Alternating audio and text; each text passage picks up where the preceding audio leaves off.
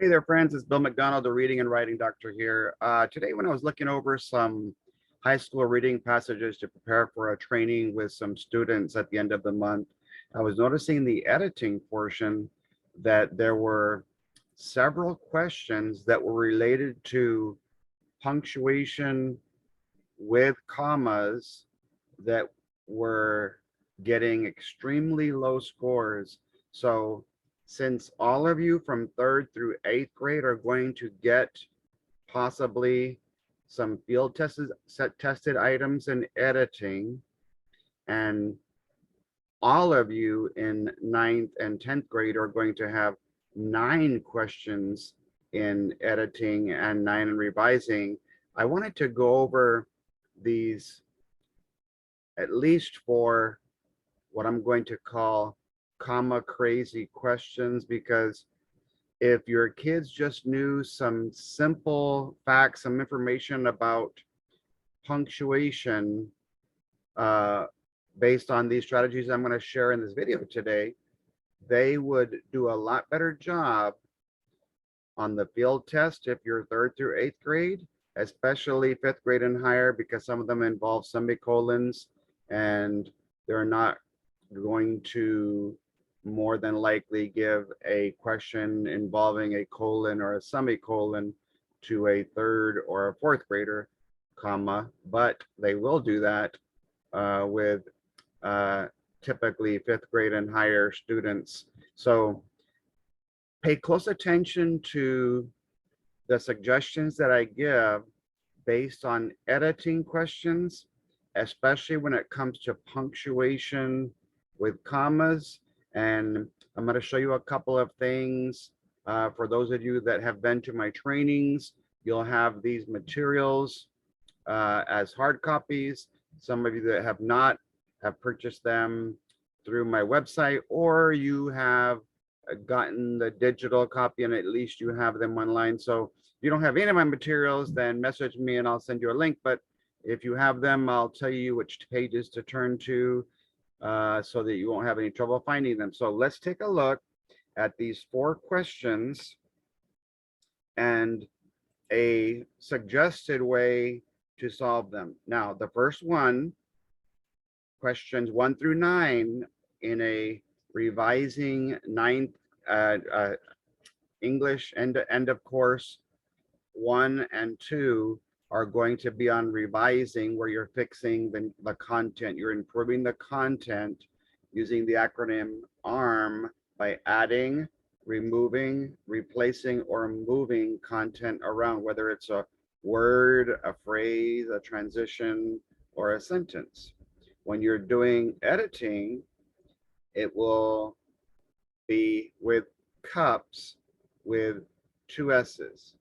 And one of the reasons why so many students struggle with this question is because this is a cups question with the second S. As you can see, not even half of the ninth graders in Texas knew how to handle this kind of a question.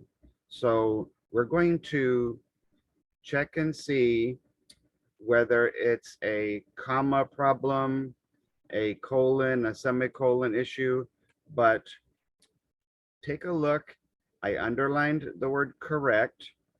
I made a bracket around, because when we read, we want to underline and label certain things. And so I would recommend that they underline the word correct. They make a bracket around sentence 9 in the question, or highlight it so that you can bracket or highlight question number 11 back in the passage. And as soon as they see the word correct, they can write ROF, which is a sentence boundary problem that's either a run-on or a fragment. So let me show you my advanced writing folder, and the questions, the 4 questions that we're mainly going to look at are this one, number 11, only 46%. 2 questions later, number 13 only got 58%.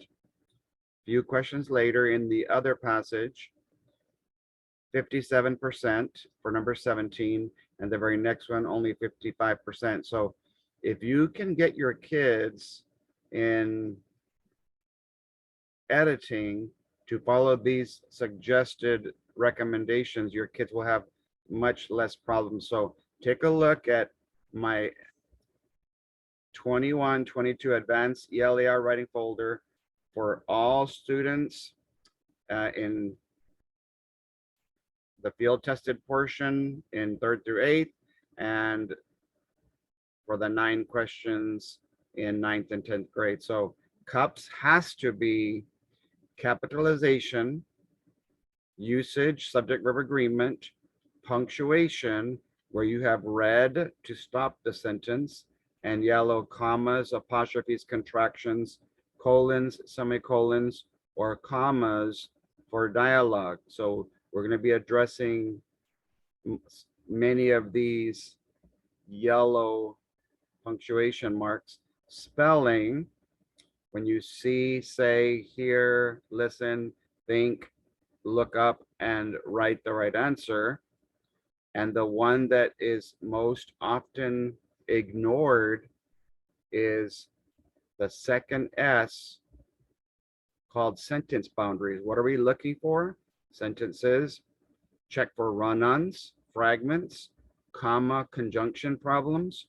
And then when you're doing the process of elimination, don't pick anything that has repetition, problems with content, with meaning, the wrong cause and effect relationship, or a compare and contrast error, because they're going to, yes, test you on run-ons and fragments, but they're also going to check if you know how to do the organizational structure of a sentence by giving distractors.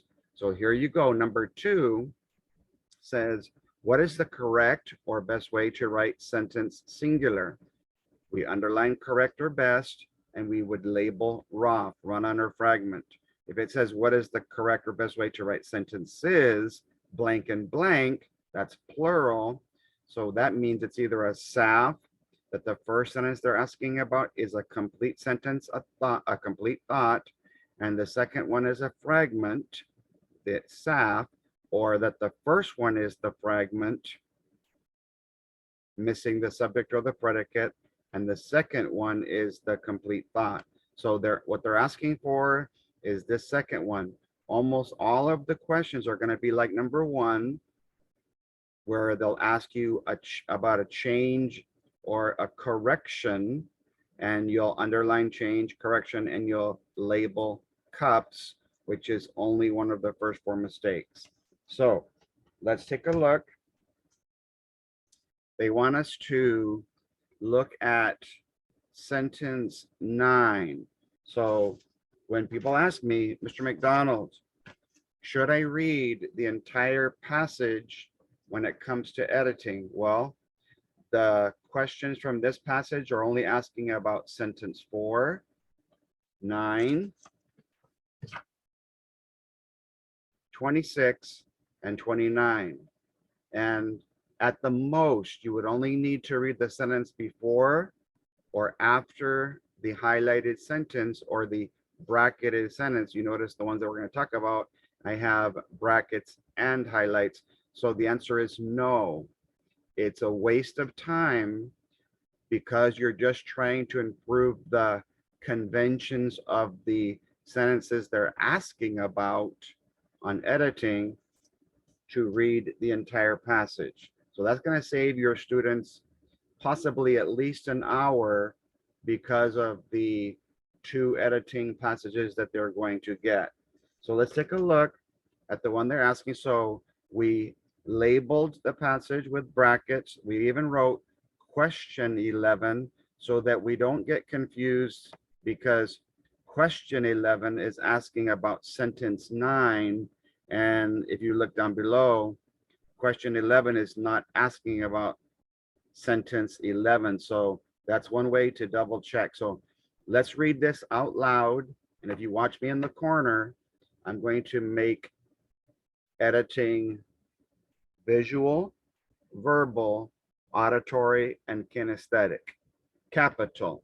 People feel safe when confiding in their pets, comma, without being judgmental, comma. Now, you don't need a comma when you're telling me how someone or something is, in this case, how someone is being.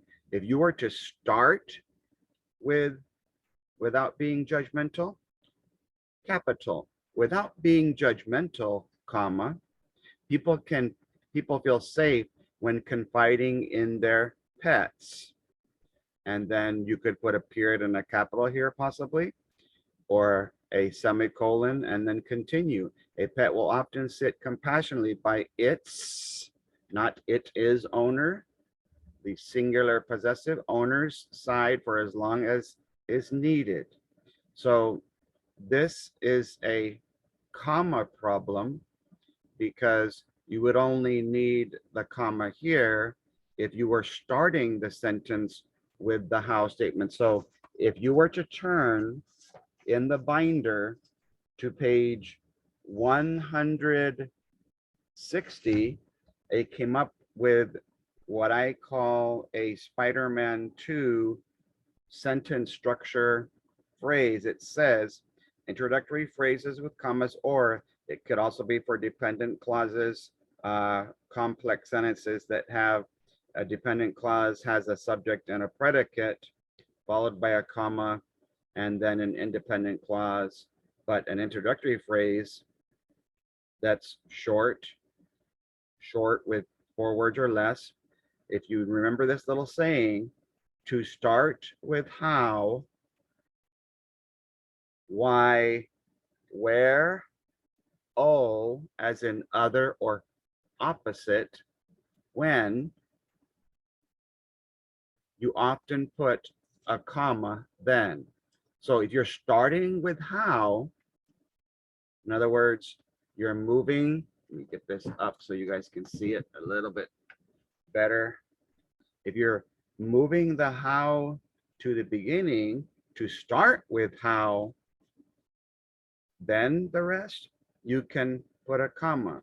If you're starting with how, why, because I love you so much, where, or oh, other or opposite, when, you often put a comma then. So if you're playing around the words in 80 ways by moving these yellow words to the top, to the front of the sentence, the saying goes, to start with how, why, where, oh, when, you often put a comma then.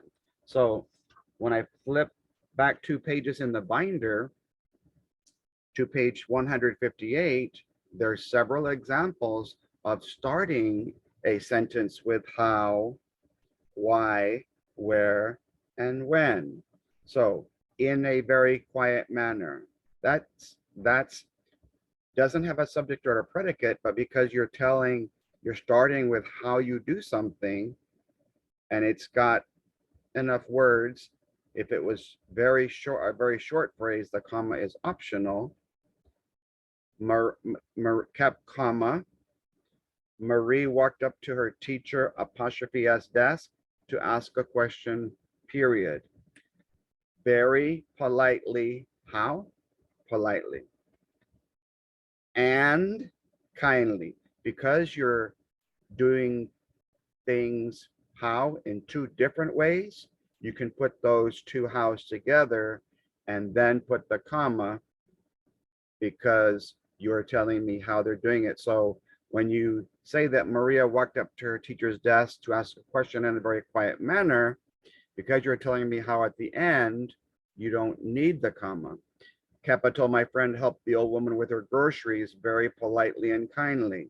When you're telling me how to do it, how you did something at the end, after the subject and the predicate, then you don't need it. So there's lots of examples there on page 150 in the binder. Since it's not asking about why, where, or when, I won't get into that right now.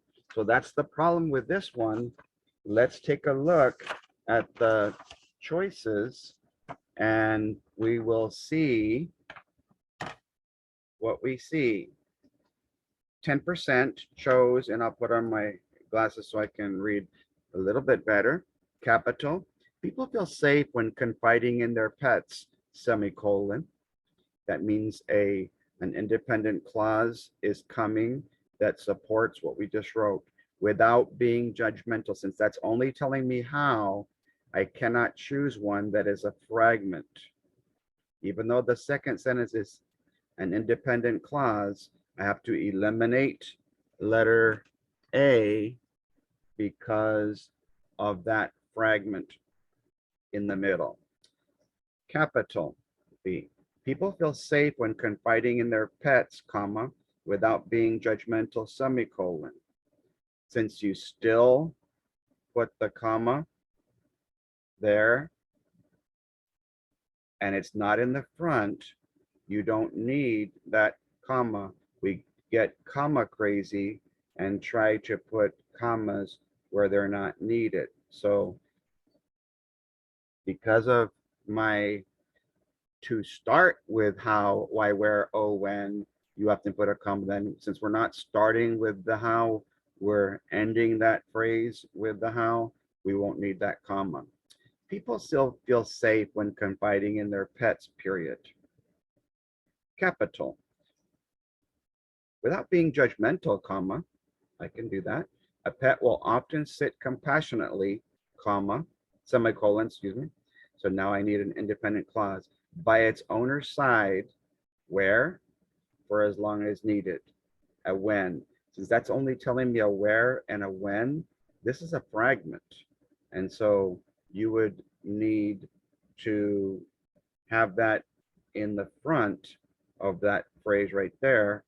So since a semicolon has to be followed by an independent clause, think of this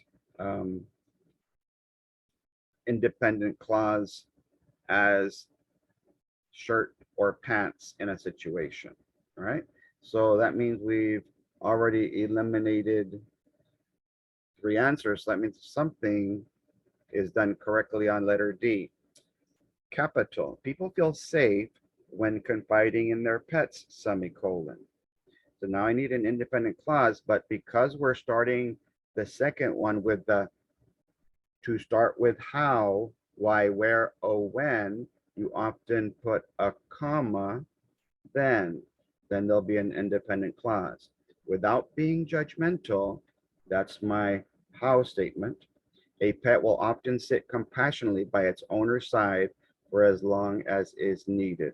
So I think unless you use this little practice sheet of introductory phrases to start with how, why, where, oh, when, you often put a comma then, or SpiderMan 2 where you say, okay, let's take our how and move it to the front of the subject and the predicate, because a sentence, this is my SpiderMan 2, where we have the subject that's singular or plural, that's simple or compound, connected by a web to the street that we pave, that also has a predicate, the P of pave, the action, the A of pave, the verb, the V of pave, and the ending, the stop sign, once you're done with that independent clause.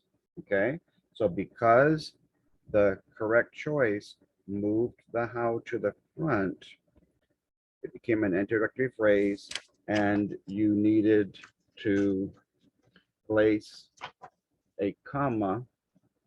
And how are you doing it? I'm doing it without being judgmental. Why do we not need a capital? Because they're joining, instead of a comma with a fanboys, you're joining 2 coordinating conjunction. What I mean is the shirt with the pants. We're joining 2 independent clauses with a semicolon, which means this sentence has to support this one. It also has to be independent, but it has an introductory phrase, which made it very difficult for more than half of your students. Let's look at number 13. What change, as soon as I see that, rule number 1 says underline change, label cups. That means the mistake is going to be capitalization, usage, punctuation, or spelling. I'm going to go to sentence 30. And again, you can highlight it so you can zoom in on sentence 30 and mark it as question 13.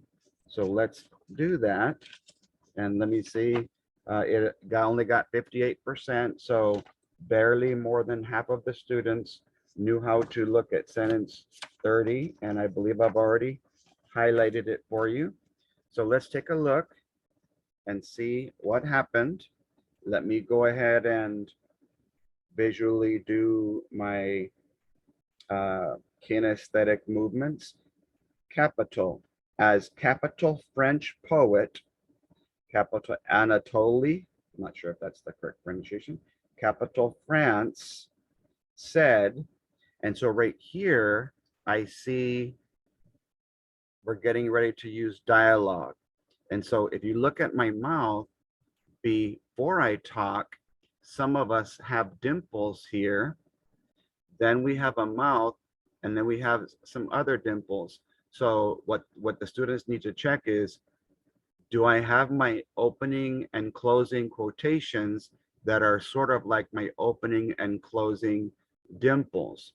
And so I'm going to take you to the bottom of the writing folder now. I'm just flipping from the top half to the bottom half because this sentence is like this one right here, where the tag is in front, the person that's doing the talking is mentioned, because you can't hear on a piece of paper who's talking, and then a said word is used.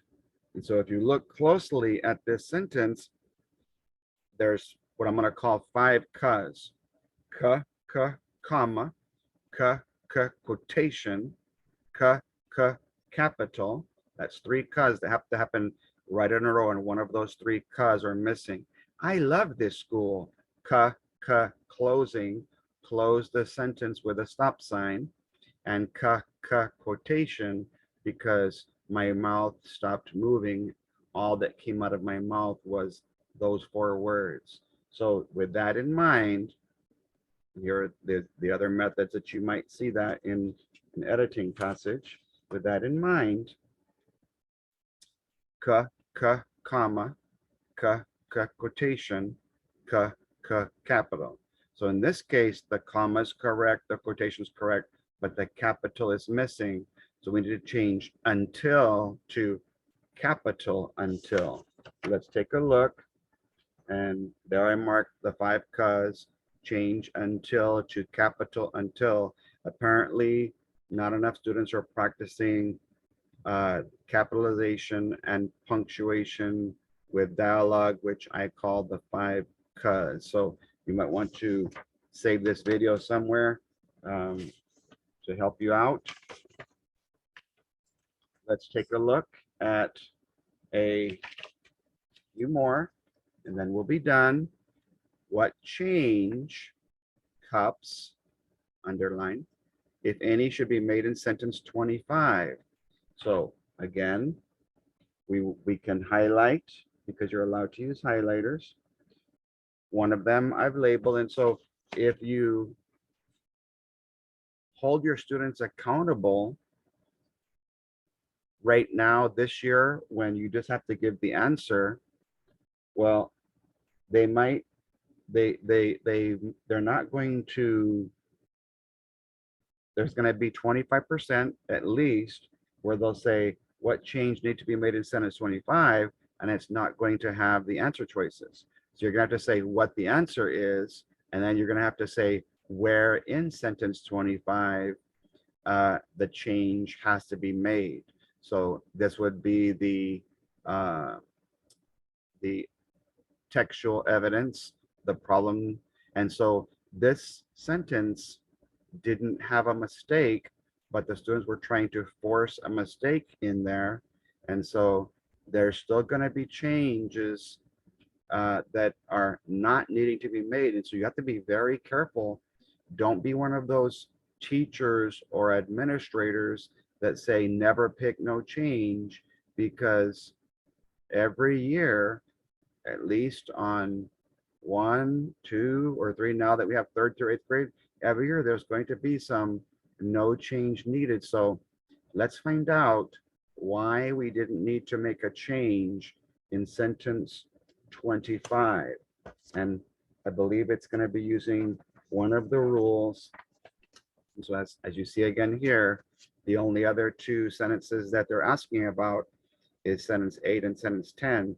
So it is honestly, just my personal opinion, a waste of time to read the entire passage. So I'm just going to look at these 2, and I noticed that both of them have some commas, so I can talk very quickly about them without even looking at the question.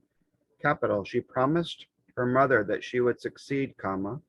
Consequently, she walked the 4-mile distance daily between her home and school. That's a run-on. It's going to say what is the correct way to write sentence 8, because I can see that there's a run-on here. There should have been a stop sign there, and because that consequently is how you do something, you can either put the comma or you don't have to. So let's just very quickly check that question to see how they worded it.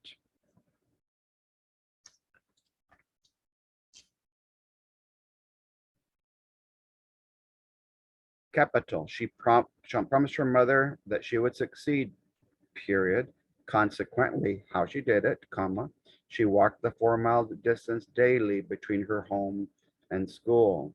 And so if you check all the other ones, you can see problems with all of them that I won't get into, but I just wanted to show you the correct answer. And it does say correct. And so your kids again would write raw, that it's either a run-on or a fragment, which is a sentence boundary issue, the second sentence. Number 10, unfortunately, comma. So again, because it's telling a how statement or an opposite or other, you want something, but unfortunately something else is coming, comma, her limited funds have run out after only 1 year, comma, and she was forced to return home. So to start with how, why, where, oh, when, you often put a comma then. So then you have an independent clause. This is a coordinating conjunction because we're going to join 2 independent clauses with a comma and what you guys call a fan voice, for, and, nor, but, or, yet, or so. Her limited funds have run out after only 1 year is an independent clause. We'll call that the shirt that I got from an independent closet than my pants. She was forced to return home is an independent closet. My pants, that's independent. I got it from a different closet than I got that shirt, but you join them together by playing Come Together Right Now. And again, it's comma related issues that a lot of students get comma crazy with.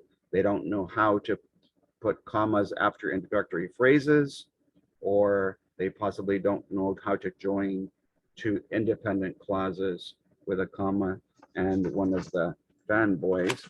But let's focus on the 2 questions that gave your students more trouble. What change needs to be made in the sentence 25, and then 28, they're both cups questions. So 25 and 28, let's take a look at both of them and see if we can figure out without having to go back and forth. 25 and 28, let me see on this one. In September, I'm gonna just very briefly touch on, to start with how, why, where, oh, when, you often put a comma then. In September, that's a when of 1921. That's a when, because you have 2 whens, you can join them together first, then you can put a comma. So there's nothing wrong with that. The problem was later on here when you have whom was, who was now would have been the better usage. So that was a problem with usage, but I just wanted to show you that one briefly because it has two whens then separate. You don't need in September, comma, of 1920. No, you can put the two similar W's together and then put the comma. All right. 25.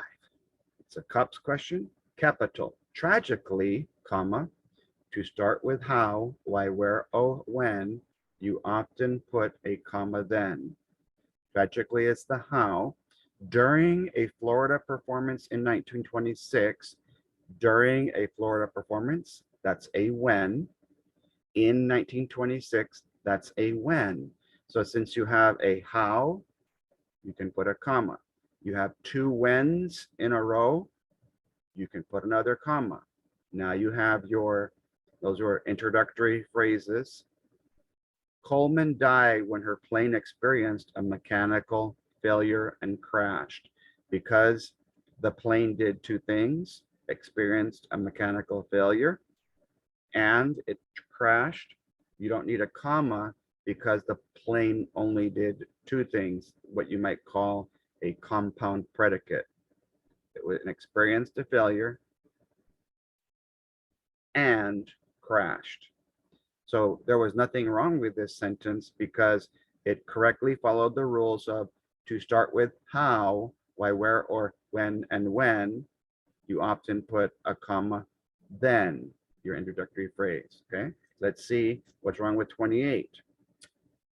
Capital, similar, and what they're trying to say is a how, and since similar, my friends have similar shirts, that's an adjective. You're adding to the noun, but because you're adding to the verb, you're saying how you do it. So the to start with how, why, where, oh, when, you often put a comma then. So the comma was there, but your students need to know that because you're adding to the verb how you do something. Similarly, a group of female African American pilots started the Bessie Coleman Aviators Plural Club in 1977. Since this year wasn't mentioned until the end, you don't need to put an optional comma. It's saying when or how at the end, if that makes sense. So there you have it. Normally I've been focusing more on the reading because that's what's going to count this year. But I know that 9th and 10th graders are going to have 9 questions on their April, June, and December test. And I want them to be winners and be able to know the difference between the change questions that are CUPS related and the correct sentence, which would be ROF, run under fragment, or the correct sentences, which would be SAF, sentence followed by a fragment, or a fragment fast, a fragment followed by a sentence. The around the words in 80 ways, when you're moving the to start with how, why, where, oh, opposite, or other at the beginning of a sentence, even though it doesn't have a subject and a predicate, you often put a comma on those, and that's where I can tell a lot of students are struggling. And then the other one, the lesson that we learned today was when you're having dialogue, the 5 cuz, so-and-so screamed, comma, quotation, capital, whatever the person screamed, closing the stop sign, and quotation because you're done talking. So there you have it. Lots of punctuation related questions. So if 9th graders are struggling with that on their April test, then I can imagine that So would 10th graders and all of your kids from uh, 3rd through 8th grade teach them that little rhyme, that little saying, and it's from page 160 in the binder and 158. It has to do with changing the order of words around. So it could be a usage question, like similar versus similarly, or it could be a punctuation question when you're starting with how, why, where, oh, which would be the other or opposite, or the when one that we saw in the sample. So I hope you liked the video. I hope to kind of give you some ideas. It was kind of long because I went into several questions for you, but this is for those of you that are still learning editing and trying to prepare yourself for next year. I would love to work with you 9th and 10th graders that are needing to do editing and revising. That's worth 18 points on the April, May, and June test. We can work on expository or persuasive together.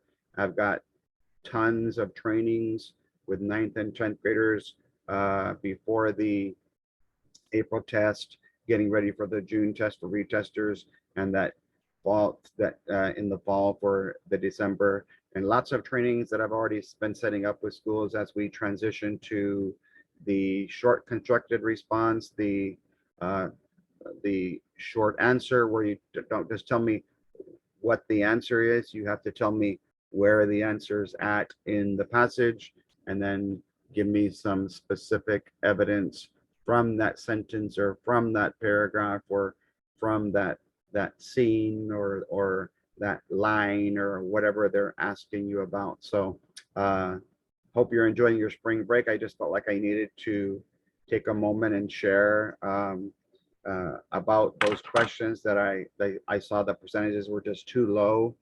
That was on the 2019 test to not talk about them. So uh, hopefully most of you already have the binder and the advanced writing folder, so you can easily apply these skills with your students. If you don't, take lots of notes and kind of make your own little anchor charts. Do it yourself, or message me and I'll send you the links to get those to kind of help your students prepare, because I just don't believe that just because the editing questions, the 6 editing or 6 revising that your students could quite possibly get are going to be field tested, that we shouldn't practice them. That would not be building a good foundation as a 3rd through 8th grade uh, English language arts reading teacher. We want to be able to to see, to say, to hear and listen, to to to write, and be able to read uh, everything to do with the whole language arts in both English and Spanish. So half my trainings, some of my trainings I do half in English and half in Spanish. If you happen to be a 3rd through 8th grade reading teacher and you're wanting to start preparing for next year and you've got a high Spanish testing population, get with me at writing_doctor spelled out at yahoo.com, and we can set up something for the summer or next year, because we do not want to wait until it's too late and we're already going headstrong into the ball game. I'm disappointed that a lot of my trainings are so close to the test that we waited so long that we're not going to be able to have enough gains. And so that's why I'm glad that so many of you purchased the 30% gains and growth in 30 days for $30 for each month. You might want to take advantage of that, where you can be getting all of the videos that I haven't been sending unless you're part of the 30-30-30 group. But feel free to share or tag one of your reading slash writing teacher friends, especially. And of course, because these will count against your students if they get questions like these. Um, and it would be nice if your elementary and middle school kids knew how to handle comma related questions. God bless. Good luck since today's St. Patrick's Day, and I am wearing some socks with green in them so you can't pinch me.